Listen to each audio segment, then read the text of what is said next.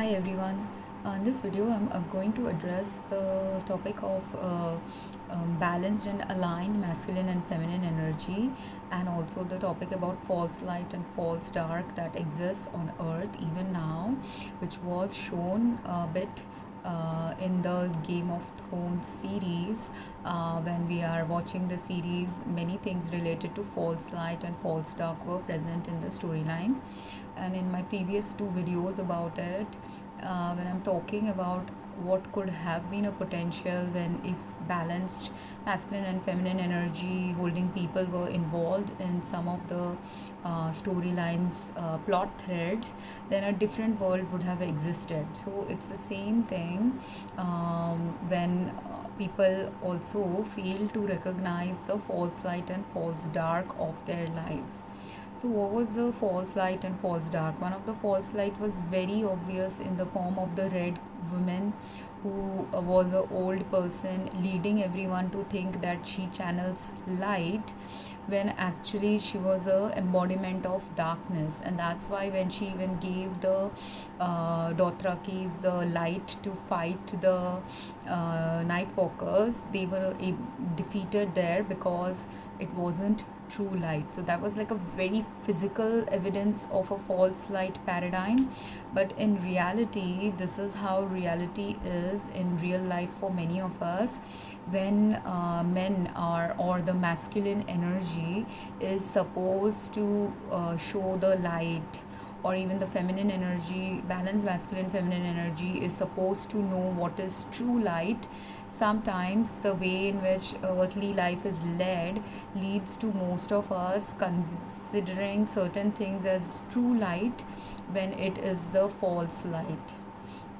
And that's why thinking that something is true light, we start following that pattern or a trend. Like there's so many trends on social media that is happening currently, where people start following someone because they're doing something really absolutely fabulous or great that everyone thinks that's worth emulating, and that's how someone gets a social media, becomes a social media influencer.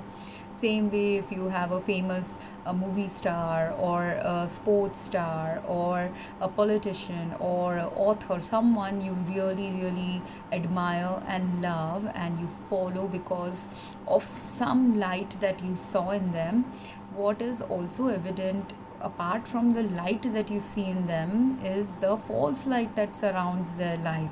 And most people fail to distinguish between what is the true light of that person, which could be, if it is the author, it's the talent of the author. True light is not in it's the talent of the author to write a beautiful story. But does that equate to that author being a good human being? No, right? But what happens is, as soon as someone has become famous or as soon as someone has gained a lot of followers, people fail to see the other elements of that same personality than just simply the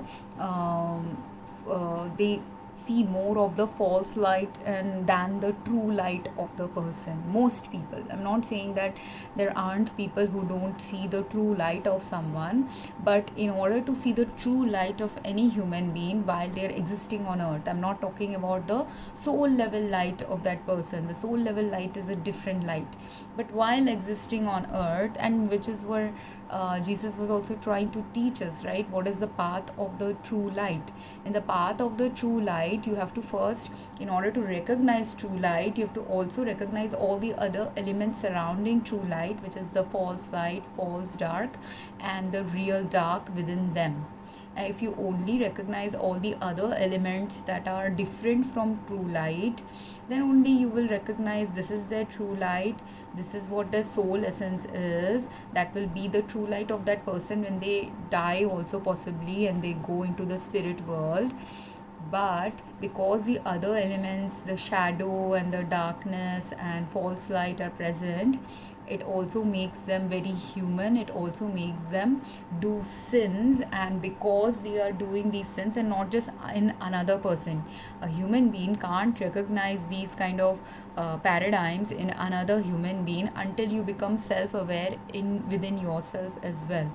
So or if you do start observing just the negativity of someone else, but you haven't done the whole analysis of darkness, light, shadow in another and in yourself, then you are persisting in a toxic feminine paradigm if you're only seeing the negativity in someone. That's why in my previous video, when I was talking about some good things that Cersei had, most of us perceive Cersei as either a villain, or many people who are attracted to the darkness of Cersei think that she is admirable because of her darkness, when in fact the true light of Cersei was present in her, but it was present in very in a manner where people will fail to recognize what's her true light or what was her true light potential. Same way with many of the characters of Game of Thrones. And that's why also, because most people were failing to recognize most of the characters true light, false light, shadow and dark aspects of themselves, and most people were just admiring a character mostly either for their darkness or for their shadow or for their false light. Like, what is the false light related to Cersei's twin brother? The false light related to Cersei's twin brother is like he's a kingslayer. He's called the kingslayer, right? So he's called the kingslayer because he had killed a mad king. He was called the kingslayer because he is part of the king's guard and is supposed to embody all these valiant features of being the valiant knight who is, slaying all the dragons, like literally and figuratively. Like literally he didn't slay any dragons, but he was slaying all the dragons in human form when he's fighting humans who have done some evil. So that's why people love him. But even though people are loving him for all these perceptions about him, they're all false perceptions, and most of them are false light related perceptions about him, false light related embodiment or shadow aspects of his self that is manifesting, but people are not seeing what is the shadow aspect of himself.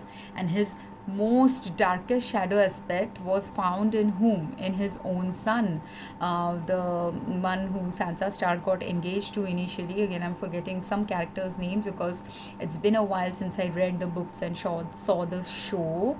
But their son was the embodiment of all the darkness actually, which was there in Cersei and Kingslayer. But because of all the darkness that went into that child, eventually all of them or other people who saw that darkness present in him were the ones responsible finally for his death, because the darkness, if it had continued, if he had become the future king, or even if not the king, he was an ally of people who were going to be the future king, his presence in their life would have led to further darkness. So already when this winter is coming, saying is there, people are presuming, some are presuming the winter is the night walkers, some might know that the winter is the real winter which might come in the future, some know that the winter is also the darkness within all our souls which causes kids like the incestuous kids to exist on earth. So whatever is it could be a kid of incest, it could be a kid of rape. People don't understand this, but if a kid of rape and the kid of rape were the kids, how did the night walkers also come into existence? Night walkers were actually the kids of rape plus incest, and those children who the caster didn't want to continue in his all the male children were killed by him because he only wanted the female children to exploit them and not have any male defenders for them. Those people actually were taken away by the darkness, and then I don't know what was the plot element they could have introduced with the night walkers, but in that darkness of the night walkers is also some true light present which was not explored in the story of Game of Thrones. And that thing again can only be explored by that author who understands light, dark, shadow and false light paradigms present in any good or any evil that exists on earth. Because okay, one element that people can possibly think about, look at the Dothrakis. While it is true that the Dothrakis helped Daenerys in many ways, some of the Dothrakis are also very, very savage and cruel people. So while the darkness led the Dothraki to follow the false light of the red woman and think that the false light of the red woman was enough for them to fight the night walkers, most of the Dothraki ended up dying. Why? Because majority of those Dothraki who died, or majority of the soldiers who were dying in the Game of Thrones paradise, there were some innocents who died, but there were also many not so innocent people who died in the whole storyline, because if their death hadn't ensued, further darkness would ensue. And these Dothrakis, it was a merciful thing that many of the Dothrakis died, because think about what the future foreshadowing of the Game of Thrones universe is. In the future foreshadowing, there's going to be a real winter that will come in the whole land, and these Dothrakis are coming from some tropical climate, desert climate like place. So because they're coming from these tropical and desert and warm climate like places, most of the people in the Daenerys's army were ill equipped to survive through the winter of the land that was going to happen in that land eventually. And because most of them are going to be incapable of surviving through the winter, it was a merciful death that happened both from whoever died. For most of them, it is a merciful death. For some of them, it may not be a merciful death. It might be just a justice that was served when, Cersei's first son was killed. That was the justice that was needed, because if his progeny had continued, it would have led to a further dark progeny to continue. So any of the cruel people who ended up dying, it was justice. Any of the not so cruel people who ended up dying, it was divine justice, because they couldn't survive through the next phases of what was going to happen in the whole land. And the only people who were possibly able to survive are the people who are meant to survive it, because they have the skills to survive through something really harsh, something really dark. And in all that, and also those will survive who will not only have potential to survive through something really dark or harsh, but those who have that soul element in them that is needed for the next generation to have inside them, in order to bring the true light on earth.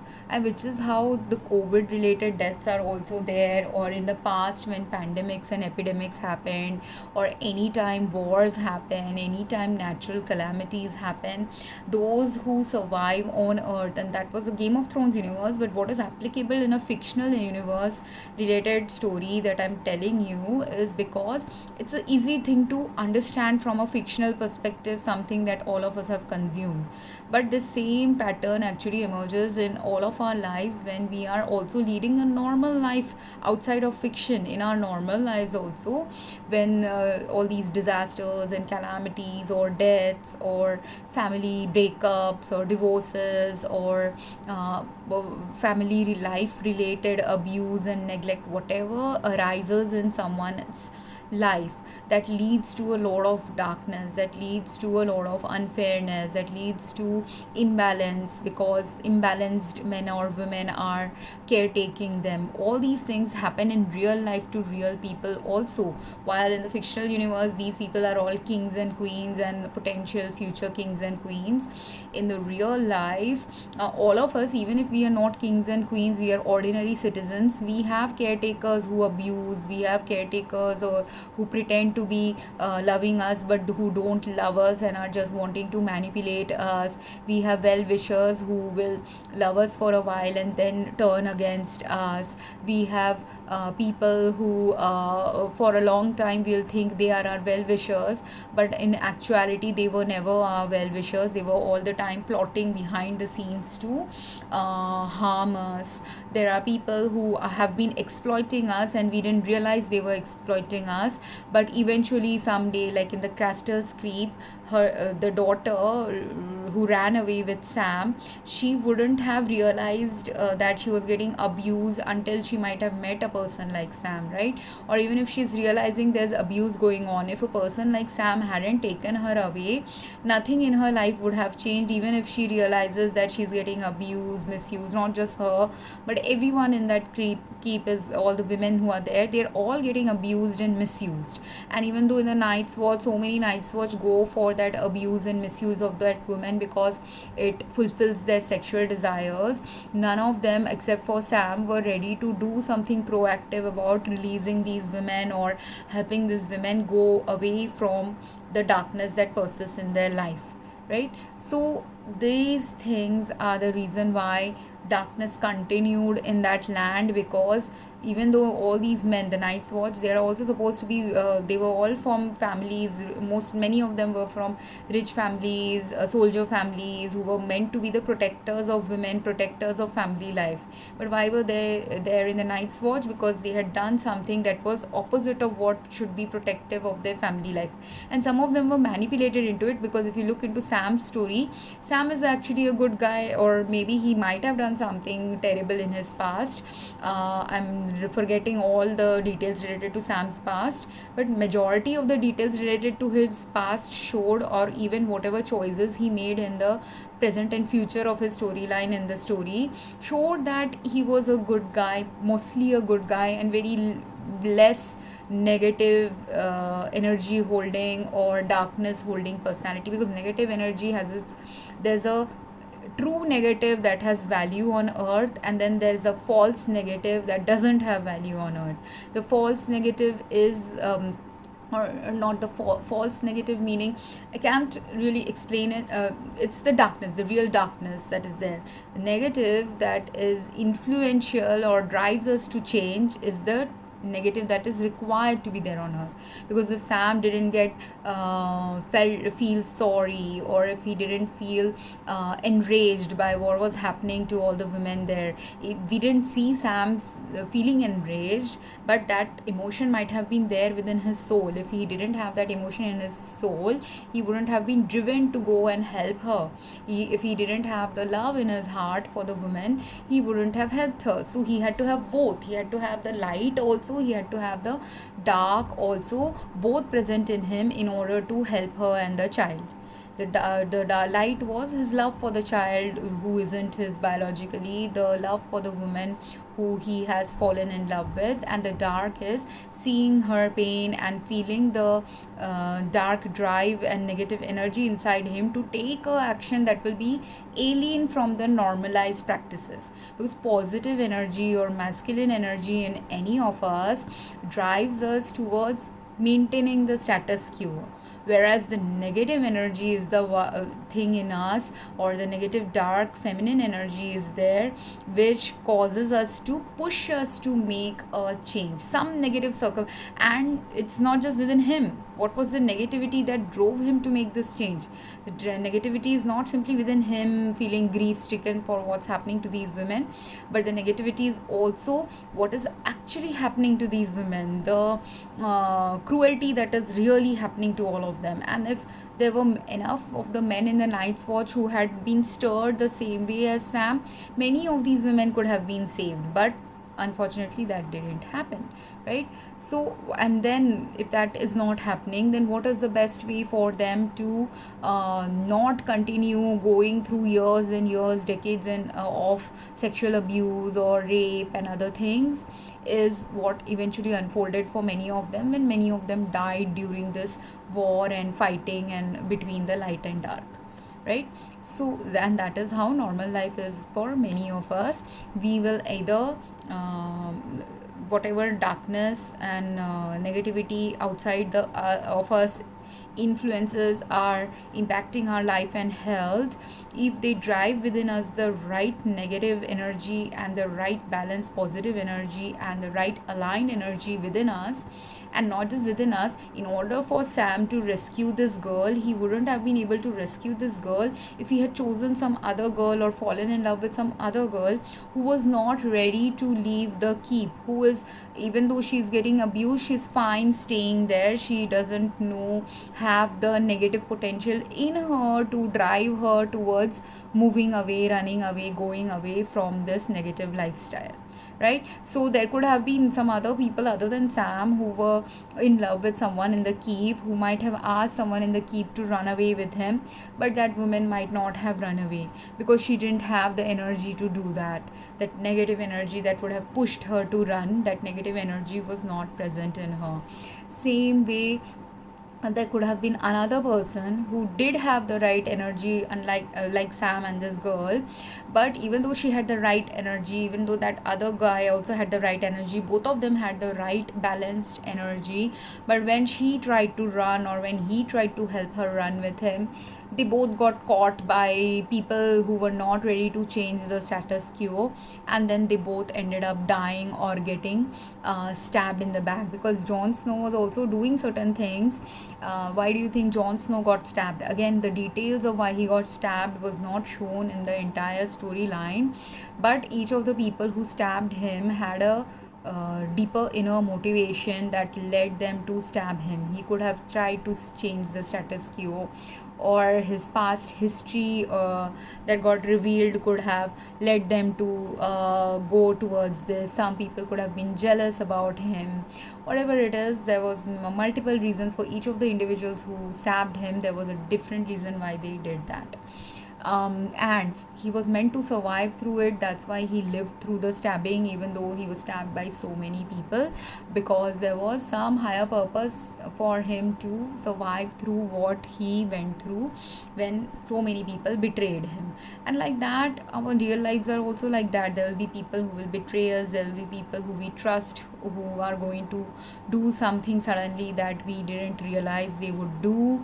There would be people, but again, each of those things that these people did, some of it is in the divine plan of things. For Jon Snow's future, the stabbing was necessary for him to leave that area. If he hadn't left, if he hadn't been stabbed, and then if he had survived, if he hadn't left the Night's Watch area, in the future when the Night Walkers came, he would have also likely died along with many of the other Night's Watch, right? Or because, so every time even a negative event happens in our life, it can shape our it can be a blessing for some of us, even when a negative experience is happening.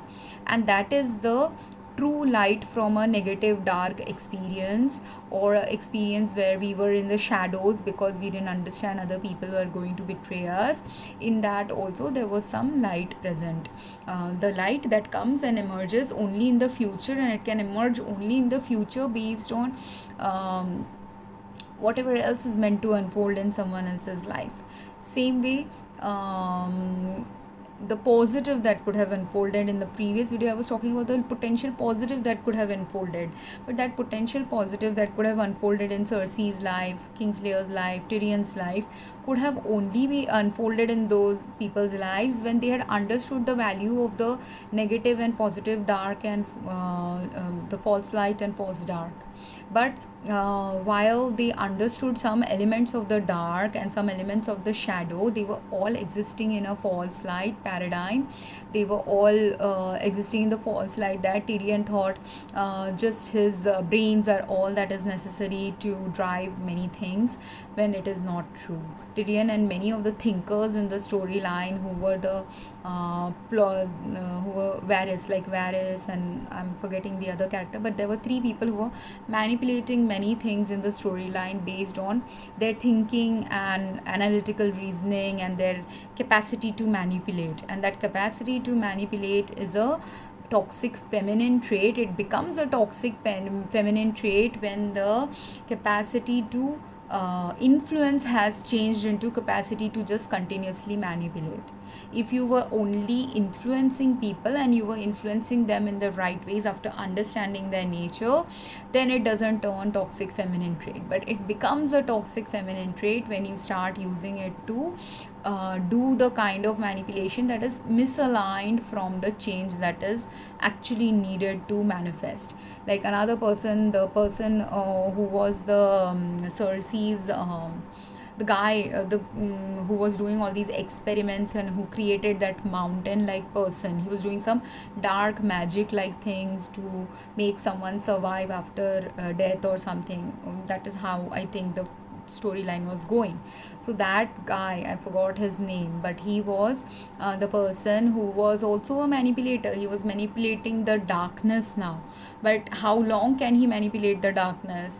As long as it is serving some universe's purpose. But eventually, how much ever he manipulates the darkness, are they all going to die as a result of whatever they have done, as a consequence of whatever they have invited in their lives? Because if you're manipulating too much of the darkness also, eventually that darkness will engulf you and you will die. So either, and same way, if you're manipulating the light, if you're which is what the red woman was doing, she was manipulating the light, and using the light she helped many people survive. But the day she was not meant to help other people survive is the day the Dothraki died, and that's also possibly the day that the red woman dies. So because her purpose has now been served, that even so, whatever a person is using, if a person is using false light, if a person is using false dark, if the person is using manipulations, or whatever they are using to and using rather than doing it in a aligned manner, is what leads to death and destruction and extinction of a large group of population. And those only and many people will think that, oh, there are so many innocents who died in the storyline, but were they really innocents? They could have had past life karmas. And this is a story, again, it's a false story, but like that, when natural disasters happen, and say, earthquake happened somewhere, when earthquake has happened somewhere on earth, in that time, say 1,000 people died. Out of those 1,000 people, you think all of those 1,000 people were innocent people? Maybe some 10 people were innocent people, but those 10 people also had to die, unfortunately, along with the other 990 people, because the 990 people were really cruel, really abusive, really doing something really dark, like in the Game of Thrones universe. And because they were doing something really dark, like in the dark meaning really cruel towards humanity, cruel towards progression of humanity, misaligned with progression of humanity. So while 990 people were doing that, there might have been 10 innocents who weren't doing that. But them surviving, if these 990 people don't die, then also they can't survive, because they don't know anyone else other than these false people, right? So if you know only the false people, then also you might die, because especially you will die if you didn't learn what is true light, true dark, balanced living, aligned living, then you will die. So out of those 10 innocents, maybe 1 or 2 might survive through all that natural calamities, and which is what happens. Like if you look at the Gaza Strip related, war related videos that are showing up, or anywhere when some floods have happened, whatever natural disasters happen, and you see the videos of the people who have been impacted by it, of course many of those people who are surviving are innocents, but many of those people who are also surviving, some of those people who are also surviving may not also be innocents. They are simply using the negative circumstance of their life to pretend to be innocents. That is also present in that percentage of population who has now survived a war, or whatever natural calamity that arose there. Some will be true innocents, some will be really, even if they weren't completely innocent, they have still retained some of their innocence. That's why they have got saved. And then there would still be some darkness ridden people even in those people, because a little bit of darkness always ends up surviving, because that darkness survives simply because that darkness will end the day the whole earth life ends. That is the day that darkness will end, possibly. And that darkness can't survive if you learn the right life lessons from a grief stricken, really painful life path. Then that darkness, that true evil like darkness, will leave you. Because any of these people who are suffering there, and let's say they suffer for 5 years because it took 5 years to rebuild their houses, or 5 years to rehabilitate them, or 5 years for them to find some of their family who haven't died. Whatever timeline it took, and I'm just 5 years is a random number I'm giving, but it is potentially those kind of timeline takes happens when someone is missing, when someone has many people have died. So all the society to reorganize itself and rebuild itself, all this takes time. So in those 5 years, while society was rebuilding, while people are trying to get to you to help you, while people are in your life are trying to help you, at that time if you have ingratitude, or you have more of the darkness in you regarding all the suffering that you're going through, some of the darkness is the valid darkness, and this is where people have to start discerning what is the valid darkness within them. If you're crying for your father who has died, crying for the mother who went away, crying for the home that you don't have, crying for the safety and security that you don't have now that you're living in tents and or on the streets, crying for no one being there to hug you in the night, all these things, if you're crying in pain and crying because you don't have food, all these, or crying because your legs got destroyed and there's no medicine for you, all these things, valid reasons to cry, and you can continue crying until that suffering ends, and you should continue crying. But then there are others outside of these people. Let's say 100 people survived, and in those 100 survivors there will be 90 who are genuinely crying because they are really in bad straits and they have valid reasons to cry. But there are also going to be another 10-20 people in that whole population group who are much more fortunate despite all this grief that has happened. There would be people who still have their family, there would be people who hardly got injured, there would be people who got injured but not in such a severe manner that they need medication. There would be people whose if one person's 100 families died, another person's only one family died. But those people who have been now privileged in these group of 100 people, if the top 20 privileged people, there would be people whose finances and other things didn't get destroyed somehow, luckily.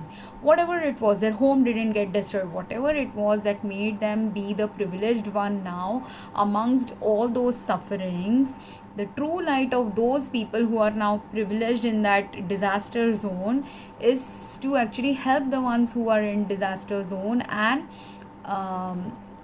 help alleviate the pain of those who are in a disaster zone. Because if you have a large house and your house survived, you could now give maybe share your home with another 10 people who were whose homes have been lost.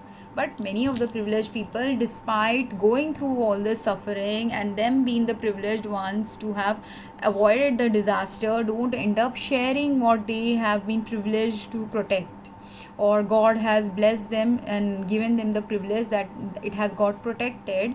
It was protected not simply for them, it was protected also for another 10 victims who could have got access to a home at least temporarily for a few months while rehabilitation was going on.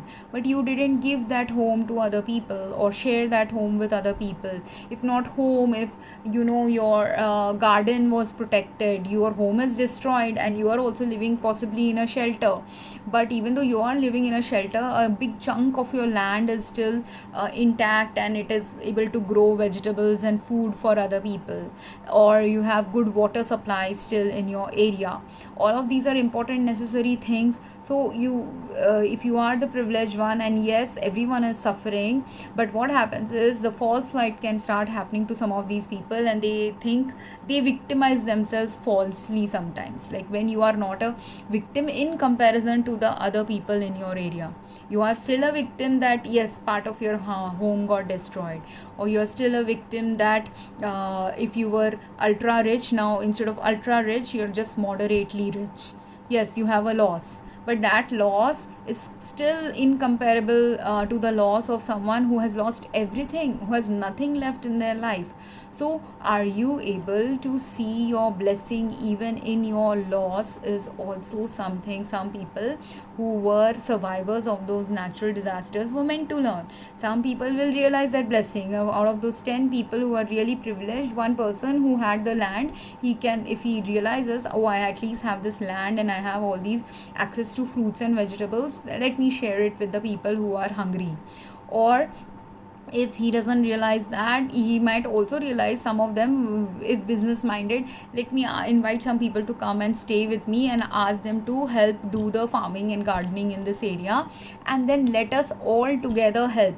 But that let us all together help has to come. If that didn't come, if he only decided to exploit the misery of someone else, then again the darkness continues. This is how darkness continues. There is a way for light to continue, there is a way for darkness to continue. There's a way to align yourself to God when a disaster has struck in your life, or some person died in your life, or many people died in your life. But that alignment towards God, balancing and realigning towards what is truly important in life, all these true light of these life lessons are meant to emerge in a person's soul from these negative experiences. But it can only emerge in a person's soul when they are ready and willing to allow the Holy Spirit to work through them, which is what Christ was teaching when he said that there is Father, Son and the Holy Spirit. And when the Father is not there, you might feel like the Father, who was the supreme protector for you, why did the Father do this to me? Father did it to you so that you allow the Holy Spirit to come inside of you to realize first that this didn't happen just to you, that disaster happened to hundred of other people. That is the first thing a privileged person needs to understand. Then, and again, everyone will have some privileges, everyone will have lack of privileges. So there could be one person whose home survived but all family died. So that person's privilege is he has a home that he could share with those people whose family have died and they don't have anyone. The other person whose all the family died, only 2 family members are left, and they are now down in the streets because their home has not survived, nothing has survived. But what has survived? The love between maybe 2 siblings survived, or love between father and child survived, or love between mother and child survived, or love between grandparent and grandchild survived. Whatever survived, you have a love that survived.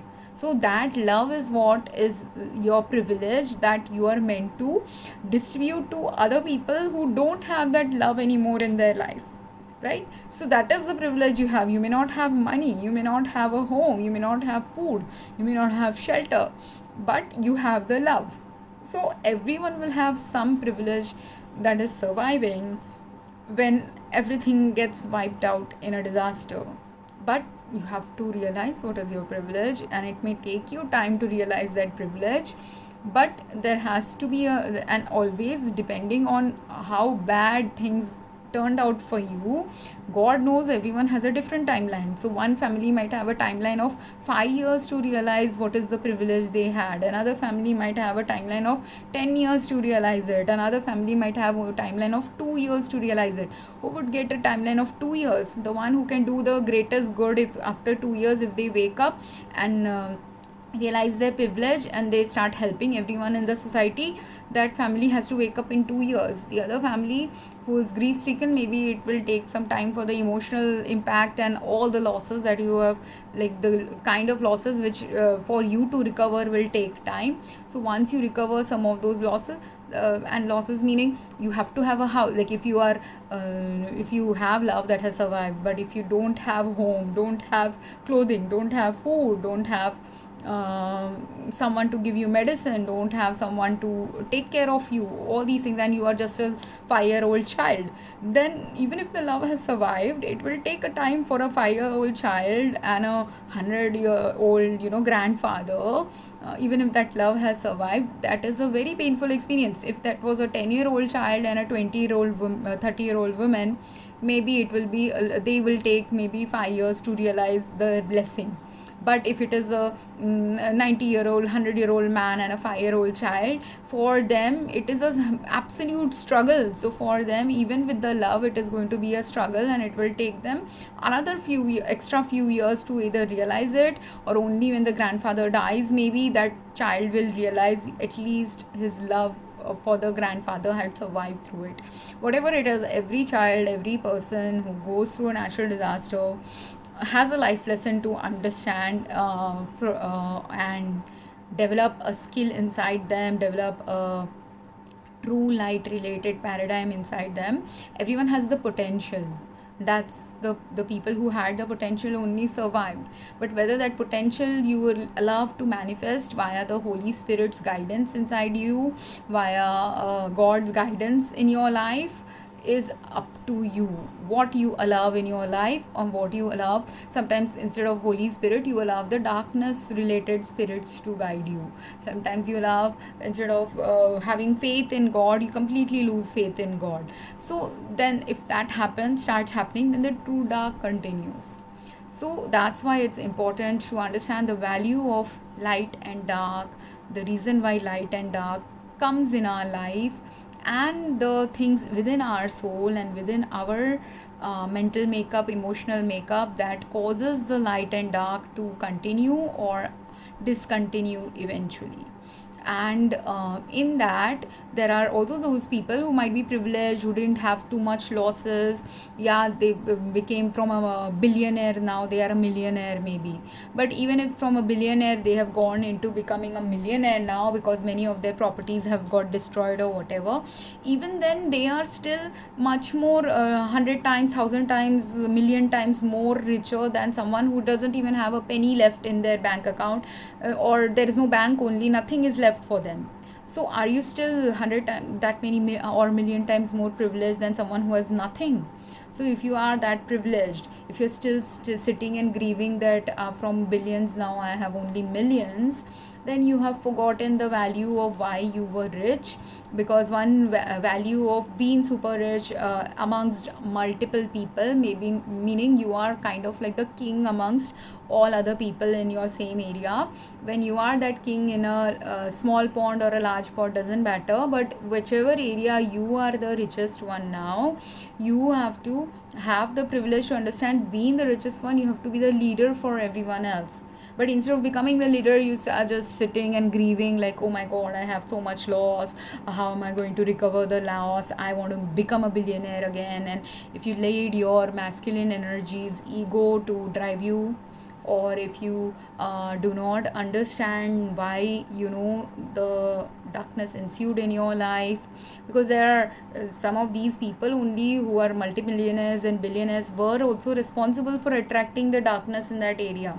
Because sometimes if you do too many things that are misaligned with God's way of living life, and people, the ones who make profit, there's a right way to, in the previous video also I told about the business operations related thing, that there's a right way to make profit and there's a wrong way to make profit. If you're doing too much of the wrong ways to make profit and not using your profit also in the right ways, both of these attract disasters in not just your financial dealings, but disasters can get attracted in the place where majority of your finances were going on.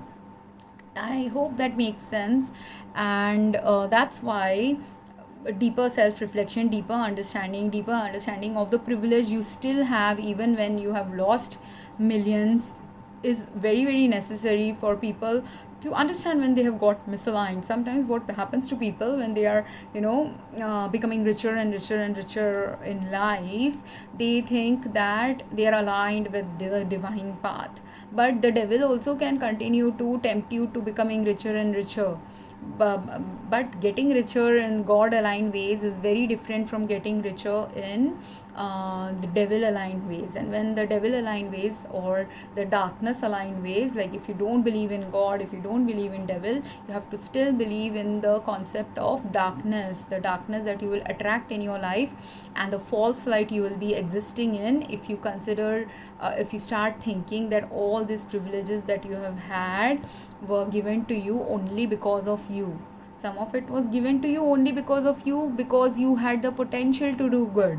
But if that right way, the light way, the good way didn't ensue from your choices, or was ensuing in very fractional manner compared to the number of choices you could have had and done and executed in your life.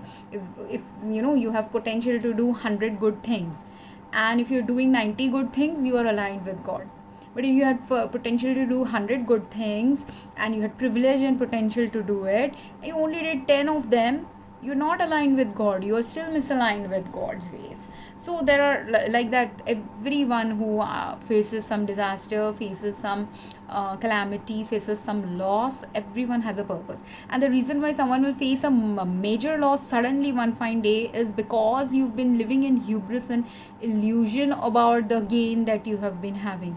It doesn't happen because you were doing everything right. For those who were doing everything right, or many things right, when as soon as they have a loss, they will understand that this loss has a purpose.